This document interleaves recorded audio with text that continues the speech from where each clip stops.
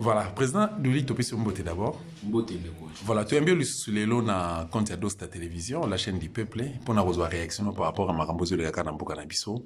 D'abord, tu as eu santé na onde nini? Santé par la grâce de Dieu, Nzamba. Ok. Voilà, santé za bien ndengo tukoloba mais biso Dosta TV tozana matanga tozolela moko na kati na biso. Donc joli kinda la Dostina autokokufa. Un mot par rapport na yango. Naibaki d'abord à travers you, tindaka une fois na on a dossier moko X. Dossier moko fallait na salela ye, ya gotinga ki pananga. Et puis na kokutane pe na Desas TV, ayambanga déjà plus d'une fois na ba émission na yeto za oleka mingi. Mingi za une émission bana. Tout à fait. Club d'enfants et puis palabre d'enfants. Voilà, donc mes condoléances à la famille. C'est une grande perte parce que vraiment, Azalaki Malam n'a pas tout nyos. Voilà, il y en a qui vraiment, Tikanzambe a besoin, Moli Monena Kimia. Voilà, toko tana ngambo ya tolo politique et topé et social ya mboka na biso Congo démocratique. Ndengo zo tala na musika. Est-ce que ça commenter ni na mukuse? Bon, tu le c'est ça, mais ce qui est important, c'est que Bilo Konyo Subiso prévoyait qu'il y a déjà. Tu prévoyais qu'il y a Oyobaliomi Balibaza, Bafandi, Zamba, on les a ramenés, tu les as ratés. Tu prévoyais qu'il y a un besoin d'aller parmi les Totorico Kanisake. Au travail dans un système mixte, c'est très tôt pour les Congolais parce que tu as la maturité qui a comprendre la différence entre ce qui est bien pour les Batunions et ce qui est bien seulement pour moi. Donc, il y a un besoin d'aller tout le monde a présidence à parti Moussoussou, tendance Moussoussou, opinion Moussoussou. Au moment la majorité premier ministre et gouvernement ça limite à côté Moussoussou. Bien que Basangana qui n'a toujours pessimiste comme Baké, n'a pas sûreté pour les Congolais. Donc il va dire très bien. Voilà pourquoi on a dit qu'il faut tout ça la cohabitation. Ou bien carrément les législateur n'a pas pour ça la vraie révision. On a besoin d'un système soit carrément présidentiel, président Zaheli, au chef du gouvernement. Ou peut-être pour ça le système parlementaire où le président va seulement régner, mais ne va pas gouverner pour permettre à ce que le Premier ministre Yemoga gouverner. Voilà peut-être de l'autre où ça rapport à la jeune démocratie. N'a pas des concepts, tout ça, difficultés, il y a confusion. Généralement, Batoazo souhaitait Maria Joana et Katana. Admettons qu'il Lelo, Maria Joana Lelo et Sili, Dobakat, FCC, Nangamune, Kashinangamunae, et Banel Barosa bénéficiaire, et puis sort, il y a population cause à la ligne. Bon, soit Maria Joana et Katana politiquement, oui. Mais du point de vue constitutionnel, ils ont prévoir toujours collaboration entre le président de la République et le gouvernement. Donc, mariage politiquement, oui. C'est ainsi que vous avez une tina à la porte des aïeux à vous avez une tina à Sangana, vous avez déjà à Sangana. Constituer ce Saint-Sabiso. Parce que nous avons une constitution de belligérants. Oh, ben, ça n'a pas de belligérants. Bundaki, Bakutani, Basangani, Basangani, San City. Donc, Basangani, San City, Basangani, constitution. Donc, Basangani, esprit à belligérance. Ti Basangani, constitution. Il savait que nous avons une article, il y a un article, les alliés qui ont ensemble. Article phare, où ils ont un gouvernement, le président, ils ont clair qu'ils doivent collaborer. Le domaine où ils ont réservé comme domaine de collaboration. Et là, c'est un domaine réservé. Un domaine régalien. Il y a chef de l'État qui a dit non. Et comme un domaine en concertation. Donc, le gouvernement, le président, est obligé à faire des selon la constitution. Mais, mariage, c'est un qui est colo. Tout est un qui est gosso. Ouais, on a séparé. Et ce qui est encore grave, mariage, on a rappelé, on a une ordonnance où ils ont nommé Premier ministre. Or, normalement, le gouvernement, ils ont tenu compte de la représentativité nationale. Normalement, le gouvernement, ils ont une majorité parlementaire. Mais où il y a le gouvernement échappé, et où il y a un niveau FCC cash. Le gouvernement, et où il y a un niveau FCC cash. Alors, on observe que moindre problème dans FCC cash et qui impacté dans la vie nationale. C'est ce que nous avons. Des présidents, le Premier ministre, l'Ubanate, le Conseil des ministres, le Kanda. On a déjà impacté parce qu'à ce moment-là, pas moyen pour le Makambamoka. Président, chef du gouvernement, pour un zati. Parce qu'on a un système de téléconférence. Moi, je suis connecté, mais silence, tire, c'est là qu'il y a le barrière. Nous avons un chef du gouvernement. Donc, il devait être actif. Mais il y a une activité parce qu'il y a une kanda.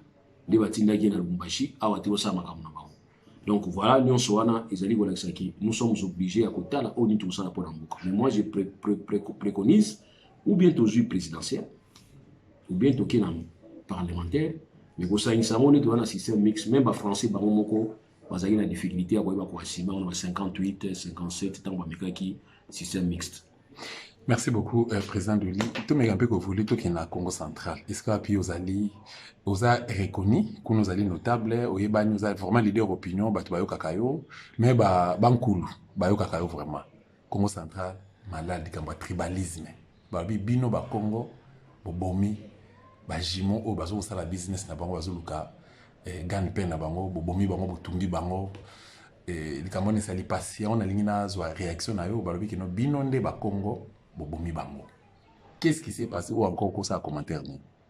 D'abord, on a présenté condoléances, mes sincères condoléances à la famille éprouvée. Je suis de cœur avec vous, j'ai compati à Passo et Libino.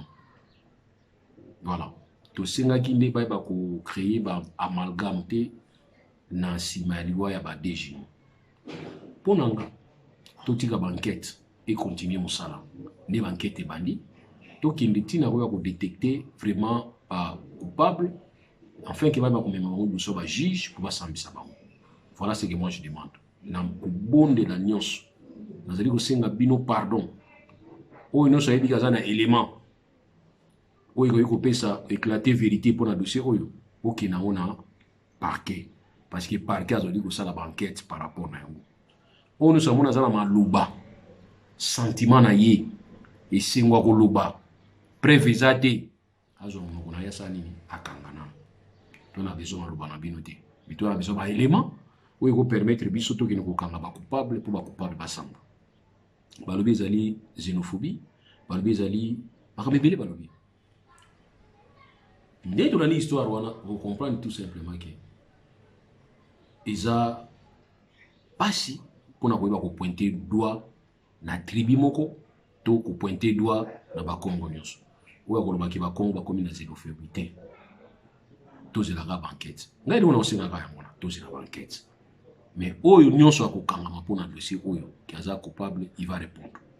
Voilà ce que moi je peux dire par rapport à vous. Donc c'est kimia izala ba part la côté nyonso bande comme susu ba résoudre ça ba province musu ba zumu ba komi ko banga ko vivre na Congo central ba komi ko banga pe ko vivre na ba province musu neti résoudre ça Congo central qui est na Kasai tout ça donc et comme il passe parce que comme tout ba chasse à l'homme quoi donc ba compte à rendre ya wana lobi ke mutu nyonso azolo ba maloba wana ezali pona biso yende chantre ya xénophobie c'est-à-dire yende moyembi makasi choriste ya xénophobie il faut répondre. Incitation à la haine, ce n'est pas un acte, c'est la parole. Donc, où toi qu'on incite la haine d'une manière ou d'une autre, à quoi répondre? C'est ce que moi je demande seulement. Vous pouvez permettre à ce que vous ayez justice à ça. Vous ayez justice à ça. Vous ayez fait spéculation. Tout créer des désordres. Merci beaucoup, Président de l'Union, mais le état des droits, les concepts état des droits. Est-ce que vous pouvez comprendre les commis et le bac de ce pouvoir état des droits? Les commis, état des droits. Les concepts état des droits. D'abord, au Megampeko Sungabiso, oui, tous le rôle la juriste était, mais le rôle avocat, mais le rôle aux moins connaissance en matière, au Megampeko Sungabandeko Dabiso. Les concepts état des droits et anis. Bon, Nania comme un enseignant. Oui. Voilà. État des droits, ezali état oyo.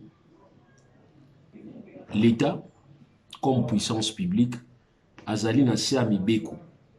Et na se amibeko oyo yemoko pe atie. Donc, toi na mibeko, et puis toi na mibeko oyo l'État yemoko atie. L'État faut azala na se. Et en plus, bateau nyonso bazali ko vivre na kati ya État wana, bazala soumis na mibeko wana. Et bazala traité na même égalité. Qu'il n'y ait pas de discrimination. Parce que l'État, ils allaient construire trois éléments importants. Nous avons la population, soit les peuples, nous avons les territoires, où ils allaient limiter la frontière, et nous avons les institutions. Et dans l'État des droits, nous avons les normes et nous avons la procédure. Respect à ma norme, respect à ma procédure. Ça, c'est l'État des droits. Et dans l'État des droits, c'est la justice qui élève la nation. Donc, seule justice n'est pas le dernier rempart. C'est comme le pouvoir où ils allaient protéger d'abord liberté individuelle, justice. Donc, c'est-à-dire, au gros, qui m'a dit que nous sommes qui m'a été sur la justice. On est état de droit. mosusu nde eza basinoga. Voilà, mais lelo autozo vivre lelo na Félix na soma l'état, ça fait pratiquement bientôt 2 ans, dans quelques mois à 2 ans.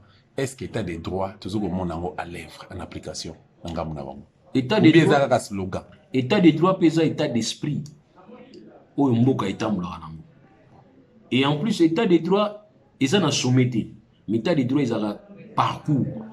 Et dans le parcours, nous avons ce que nous appelons un processus. Nous sommes dans un processus. Il y a kotambolaka. Nekonanga kotonganda ko eza pasi. Mais ko buka mo eza pasi te. Siko peut-être bazo tonganda. Je suis sûr que ko déranger ba te belé. Tika bo ça déranger. Mboka la musique ko filé te. Et bandi ko kufa na 1885. Ti ba ita izo se succéder ti to za lelo. Alors mutu azana posa tonga mboka o azana besoin ya biloko nyonso na batu nyonso. Vous comprenez nga biloko nyonso na batu nyonso. Alors soki neti yo lobi ke ozaka yo moko na tonga mboka bato yo zo tongela mboka ba okoma ba imimi na yo. Eza ndenge ya ndenge moko na mutu oyo azo chola na mai landa ye na sima po bikisa ye.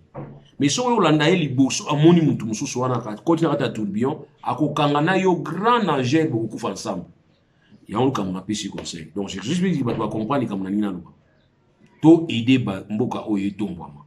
Pour nous aider mboka etombwama, nous devons avoir besoin de tout le monde. Mais ma ben nazo les années. C'est comme si batu bakanisi ba kotonga mboko bango moko. Et en plus au sala gani, tant bo moni mo makamoka mo malamu mukie, bo bani ko seka bato bazalaki yana, bino batu bino bukuti. Ça c'est pas normal. Alors tout tika esprit à triomphalisme, fanatisme. Mais quand on travaille dans les calmes. On n'a pas besoin de la bateau ou toujours salaka. Non, nous avons besoin de garder silence. Garder silence, l'Éternel combattra pour vous. Nous devons garder silence malgré toujours ça. Il y a certaines choses que nous devons faire, ils ont dépendent quand on a bissoté. Mais volonté n'a bisso, ils allaient payer des mises et collaboration avec nous sur le cadre de la compréhension pesa malam. Mais nous avons mabika yangwana, ils ont rassuré comme monsieur salamika bali ko tshula bato akala. Mais qu'est-ce qui fait que Bandeko a IDPS, tout n'a pas je suis désolé, Bandeko a IDPS comme compte à rendre. Donc, sur la télévision, ça échange tout débat politique, tout petit point de vue dans un sujet quelconque, et que Bango va se retrouver perdant dans le sujet et commis baromi ko lukayo ba ko tolo na ndako ko benga yo ba menace de mort tout ça. Donc tout ce qu'on a reproché de Kabila soki état de droits agité slogan les agité na temps Kabila zo gérer mboka bango bazo sala Kabila tué, ça c'est vrai, Kabila enlevé, a violé, a volé tout ça, mais c'est ce qu'ils sont en train de faire aujourd'hui par rapport à yango to mekempe ko rallier ngona état de droit slogan état de droit et mettre le logo lobanini. C'est pas facile de voir. Il y a qu'on répondre à la question là, mais on a tenté de répondre. Oui, ce que non, vous savez. Dans un système, on peut changer l'élément important, l'élément capital. Mais les petits éléments autour du monde sont importants et sont très importants pour le système évoluer dans un sens ou dans un autre sens. Nous devons veiller à ça. Donc nous devons veiller à ce que le sable est un engrenage. Mais malheureusement, tu as raison, nous constatons que le sable est un engrenage. Le sentiment est battu, la passion est battue. Je donne un exemple. Bakangi Vital Kamel. Vous avez vu les gens fêter. Tout à fait. Nous avons trouvé ces anormalités. Mais or, si nous devons vraiment aspirer à un état de droit, Bakangi Vital Kamel, nous devons seulement dire que, en tout cas, tout ce qui a justice, et ça, ça c'est la meilleure réponse. Mais tant qu'on a dit non, Azui, Bakangi Azui, n'a sepeli yamon d'état de droit. Ça, c'est devenir peut-être son adversaire et n'a sepeli na malheur et quoi il est. Ça, c'est pas normal. Vous comprenez? Il y en a qui y a un comportement qu'il faut adopter. Bon, on peut me dire que ça réaction à masse. Mais la masse, bien que ça n'a âme, mais dans la masse, il y a des individus qui ont des âmes. Tout à fait. Il y en a qui, pour n'anga, place dans le monde, il y a niveau. Mais, tout le tout possible, tout aider chef de l'État. Même silence n'a pas il faut aider chef de l'État. Donc, quand je vous dirai, taisez-vous. Parce que ce que vous allez dire risque de porter préjudice dans la vision du chef de l'État. C'est important de le dire. Alors, si vous avez non, je vous aide. Je vous vérité. Vaut mieux vérité soit na pilipili que hypocrisie na soukali. Non, moi je ne peux pas venir vous dire pour ce périsabino. Je vous dis ce que je pense. Donc il y a certaines choses on demande aux gens de se taire. il a des idées, il a une volonté, boutika salam sana. Mais oui, il y a des gens qui salami bomoni, bakangi état des droits. Bomoni dollar de quitter, état des droits. Moi je comprends. Est-ce que dollar on peut quitter à ça? Et kitaki. Ici quoi tout ça? C'est quoi mataki? Merci beaucoup dollar Félix Azou pouvoir prêter serment dollar Zaki na 16.2 et quelques mois après tout bah il y a quand même des codes. Il y a des raisons comme la pandémie et il y a moins de dollars. Non, je disais que comme la pandémie, mais non, quand il n'y a pas l'exploitation, il n'y a pas l'exportation, il n'y a pas les activités, bah régie financière, les autres travaillent au ralenti. C'est normal. Partout dans le monde, il y a un problème. Toi, dans une récession économique, tu risques de difficultés au bâton. Donc, la difficulté, c'est partout. Mais les vrais problèmes, il y a des années. Tu ne sais pas si tu écoute ce qui se passe. Les années, au Béla, déjà, Sida, Covid, vous comprenez? Donc, il y a un pour toi. Comment tu as déjà merci beaucoup, président Doulito, mais un peu évolué. Lelo, bana, zongi classe, finalement, 5 mois après. Ce qui dépend qui na yo, et que qui ministre ya EPSP, bana, va fin de 5 mois. Tout le monde, d'autres ba, le DJE, biso te mena foire, classe et kangani. Mais biso solo l'équipe DJE. Tout comme le 10 août, bazong si bana na classe batanga, na pour na 1 mois, pour na septembre, bandane mususu. Lecture mes amis par rapport à yango. C'est ce que je viens de dire tout à l'heure. Croyant que faire des travaux à Hercule, et on peut s'amuser sur ma casse, ça va tout quitter au ça. Ça, c'est pas normal. Donc, quand ça va tout que non, tout ça. Alors, il faut que ça va tout ça. Alors, tous allez maintenant qu'on dépend de la réaction à la biso. Or, mon inga ça fi, alors même pas moi si n'a même pas bateau sur les bancs. Na sala kana limite à moyen na limite effort na. So na sukiwa. Na sala ka tiki no forcer té. Moi, je peux pas travailler par rapport à vous. Je travaille par rapport à ma moyenne. Si ça dépendait que de moi, tout bon le 7 septembre, tout dans la classe pour l'année à tout bandé d'année. Si ça dépendait que de moi, tout bandé d'année, donc vraiment année bandit. Et avec des mesures comme quoi, tout ça va tout gagner. Bao fouta qui bandé passé, n'ambo fouta qui wana, l'État a sali subvention, a subventionné bino, ma école. Je comprends. Au lieu qu'il va foutre l'année, ils ont $100. Vous voulez foutre sous $100 à Sika, comme tout ça, ils ont perdu, qui va dans la classe, pour foutre $50 l'année prochaine. Vous allez la classe dans l'année propre, tout ça, va plaisir, va disposition, parce que maladie n'est qui frapper, ils ont frappé sur les monétés. Parce que tu comprends la maladie. Tu vas dire mesure, et puis tu vas dire que ça malin, mais tu vois, ça c'était vraiment important, parce que le pays, même les entreprises, l'activité commerciale, il y a une perfusion financière, il y a une intervention, subvention à l'État. Permettre à ce qui équilibre l'économie. Alors pour nous, si nous avons vraiment besoin de nos enfants, tout le monde aura un système qui est tout toujours à disposition. L'année prochaine, tout les 7 ans, les 7 souvent les 7, 17 au 9. Les 7 ans, les classes, c'est la nouvelle année. L'année où on a c'est l'équipe, tout le tout possible et tout bon. Mais, parce que si on a ça l'année où on a tout poli. Mais devant Covid-19, nous avons pour la zate, nous avons gagné la zate. Tout le monde, même les États-Unis, Fukamaki. Donc, bisous que tu as banal. Voilà, mais par rapport à finaliste, il faut passer l'examen d'État. Donc finalement, 5 mois après, qui n'a pas centre, bientôt là, n'a pas centre, n'a évité des preuves pratiques, dissertation, 4 jours. Comment ça? Non, il faut qu'on le bagarre même parce que n'a évité. Mais avec quelle formation, avec quelle base, bon, ça va diplôme.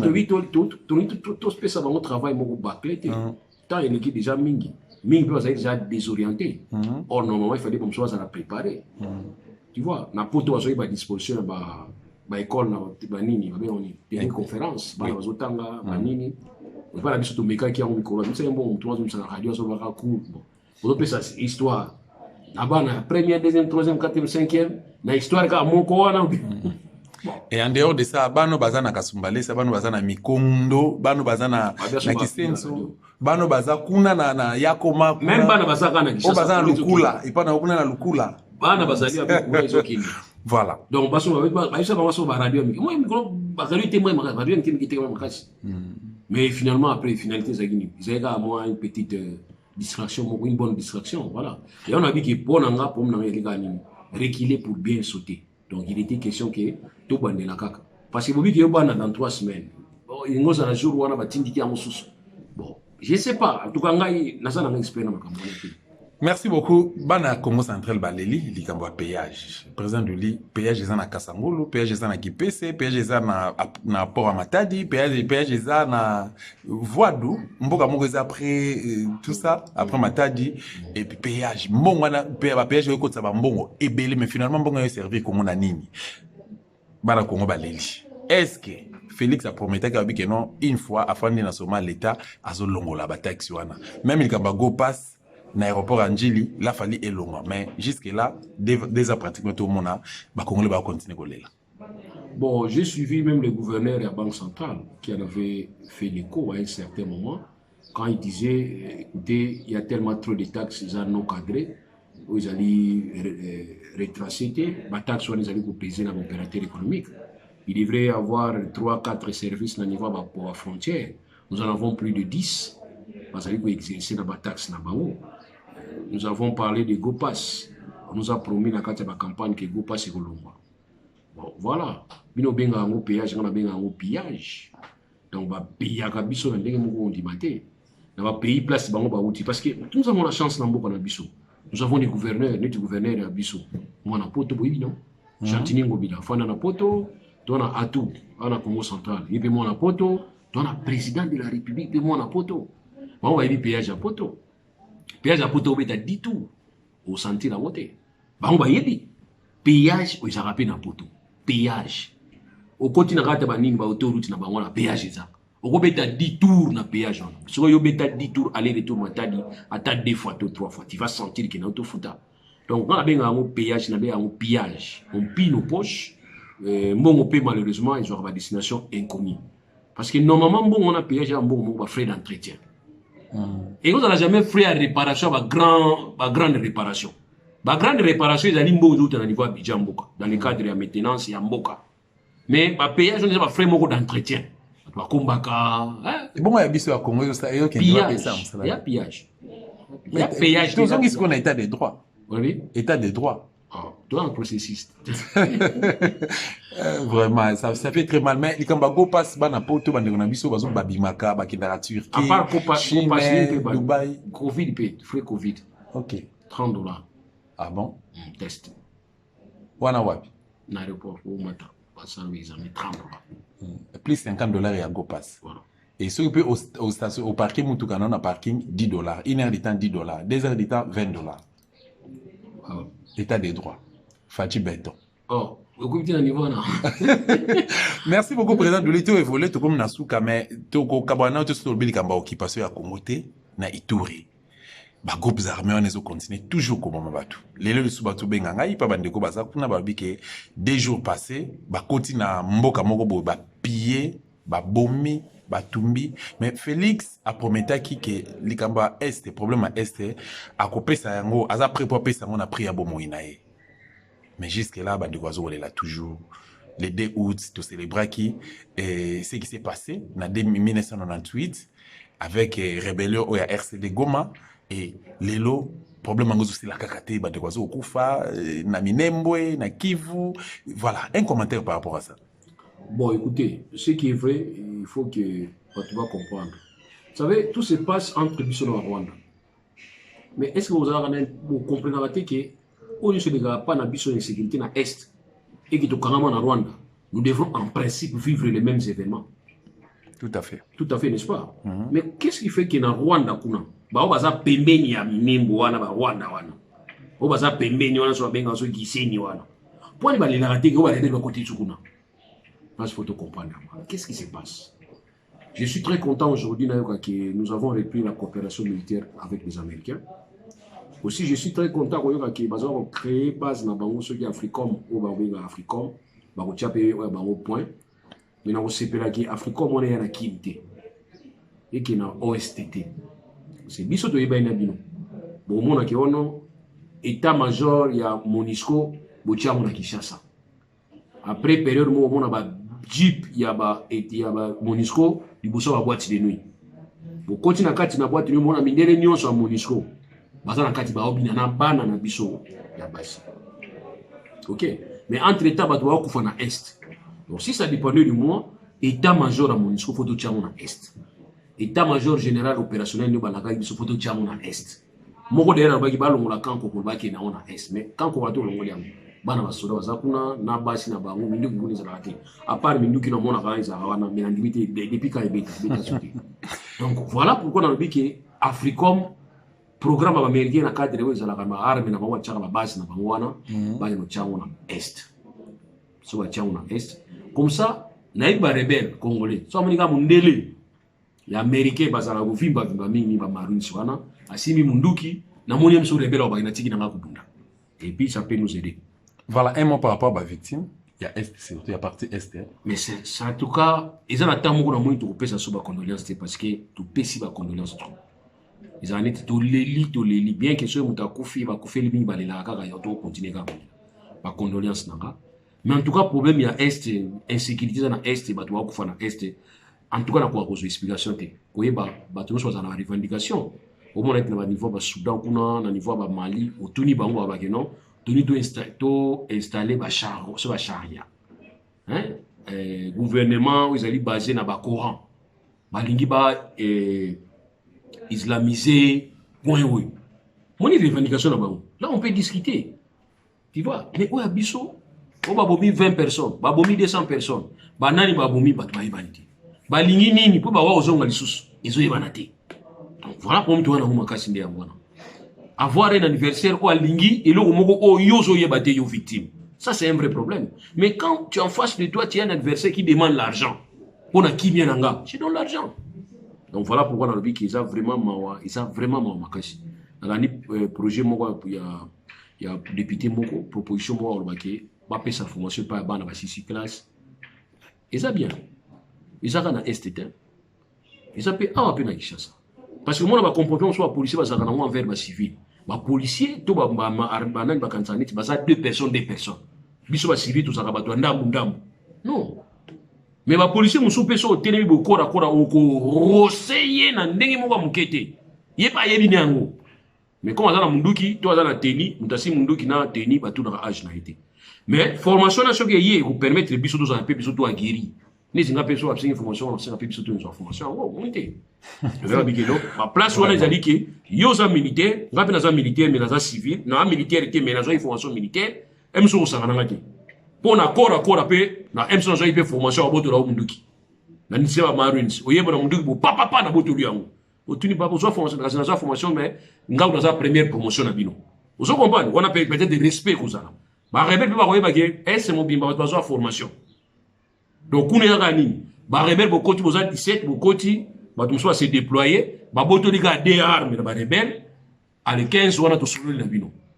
Et ça peut être autodéfense. Donc, là, on est d'accord, on a besoin de formation à la classe, mais bon, songer peut n'abisso tout ça raté. Surtout, on a besoin de formation, on va récupérer dans le cadre de l'autodidacte et permettre de surtout de une formation militaire ou ana qui est moutaillé pour commando. On a fait le commando à bout de monde qui a un monde qui m'a côté le camp, après ma commission camp. Et puis voilà. Donc, il y en a vu que ça, il est bien. Toi encourageant que mboka na biso dans la formation que jour aux alaki on appelé balbango pe mutuno so azali appelé sous les drapeaux. Vous allez appeler quelqu'un sous les drapeaux comme moi dans une formation qui n'a donné boy. Vous avez monté ça normalité mais surtout so ima formation tant on benga sous les drapeaux et comme ka parara mboka na problème boka za armée papa nga mutali boso.